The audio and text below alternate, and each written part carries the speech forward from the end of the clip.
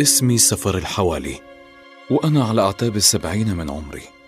أنام منذ سنة طريح سرير السجن، ثمنا لنصحي وجرأة طروحاتي. فما هي القصة من بدايتها؟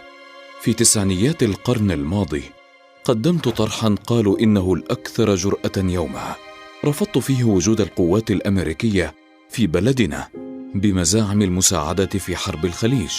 لم يكن رفضي ذلك تحديا لأصحاب القرار، بل كان همي مصلحة وطني، فقد استشرفت خطرا أكبر قادم.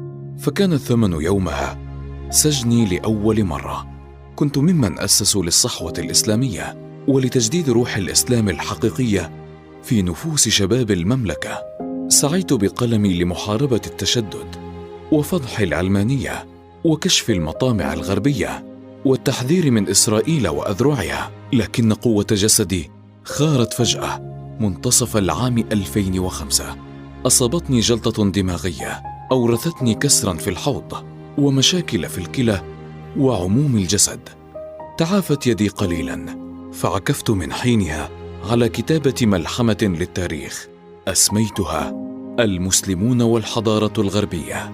نصحت فيها العائلة المالكة وهيئة العلماء وكل المشايخ، ويظهر كتابي ذلك للعلن في العام 2018، ويفقد أصحاب القرار صوابهم. اعتقلوني على سرير المرض وتركوا القيد في يدي وقدمي، وما قدموا لي الدواء ولا مسكن الآلام.